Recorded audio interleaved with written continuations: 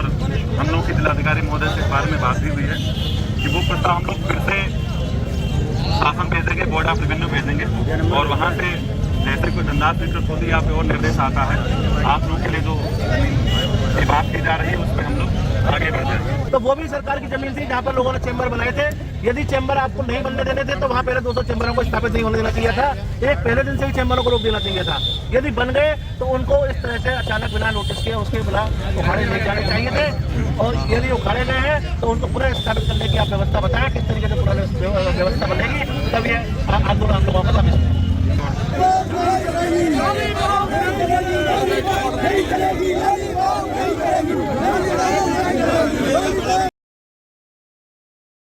नमस्कार दोस्तों, स्वागत है आपका और आपके साथ मैं हूँ आशिमा त्यागी। दोस्तों, जिस बुलडोजर को कुछ लोग न्याय का प्रतीक कहकर तालियां बजा रहे थे, उसी बुलडोजर ने जी हाँ, आज उन्हीं तालियों की गूंज को मलबे में तब्दील कर दिया है या मलबे में बदल दिया है। जिन वकीलों ने अदालत के भीतर JSR के नारे लगाए, जय श्री राम के नारे लगाए, योगी आदित्यनाथ का बुलडोजर बाबा कहकर महिमा मंडित किया, आज उसी बुलडोजर की जद में उनके अपने चैम्बर आ गए हैं। मथुरा में जो हुआ वो सिर्फ एक प्रशासनिक कार्रवाई नहीं है, वो सत्ता के चरित्र का आईना है। और इस आईने में सबसे डरावनी चीज है हमारी चुप्पी। जी हाँ, हमारा मौन।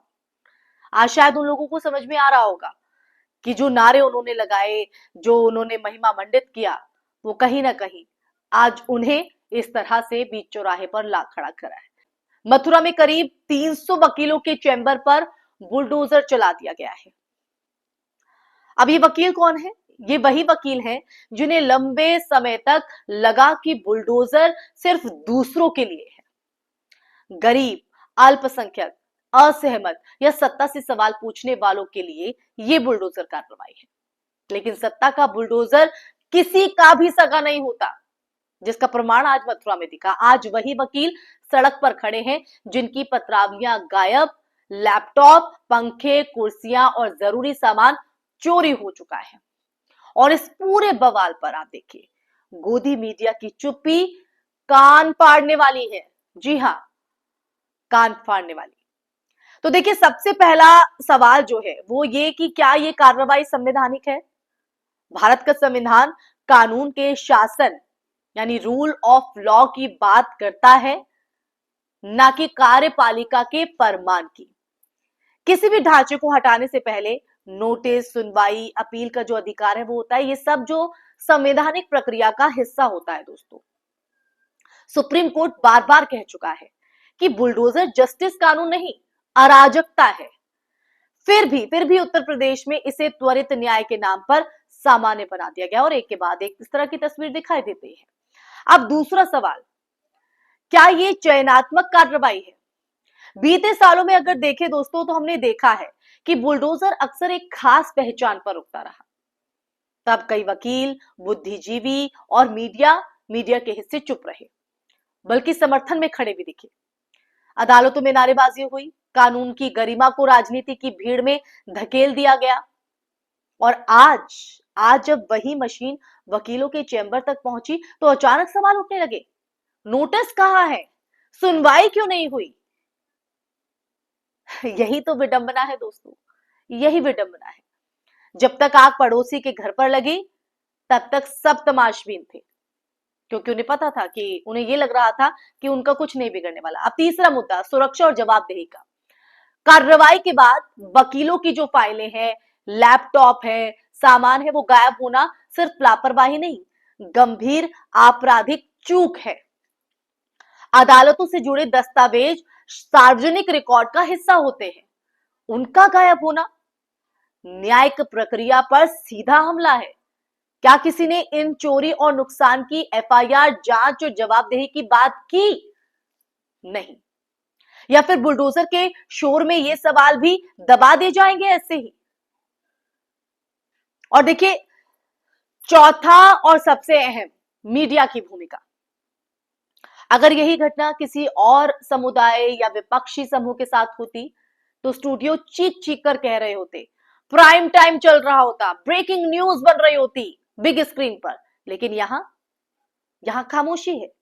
यही खामोशी सत्ता को और निडर बनाती है दोस्तों। गोदी मीडिया का काम सत्ता से सवाल पूछना था, ना कि मलबे में पर्दा डालना। क्या कहते हैं दोस्तों आप?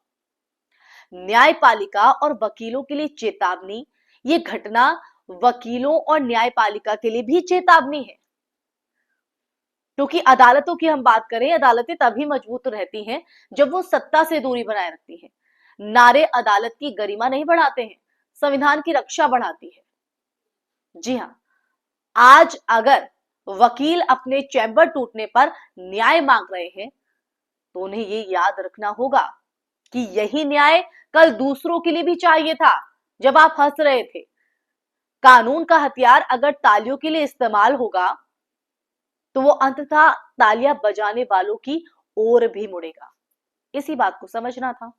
इसी बात को शायद ये वकील समझ नहीं पाए, और यही वजह है कि कहते हैं कि वक्त अपने आप को दोहराता है, और आज वो इस स्थिति में खड़े हुए हैं। न्यायिक प्रक्रिया की बात कर रहे हैं कि इस तरह की जो कार्रवाई होती है उसकी एक प्रक्रिया होती है, लेकिन उस प्रक्रिया के तहत ना कोई नोटिस है, ना कोई जवाबदेही है।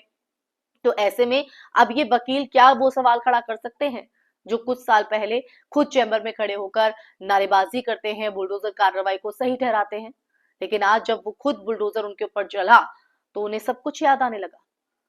तो इसलिए ये जहन में रखना होगा।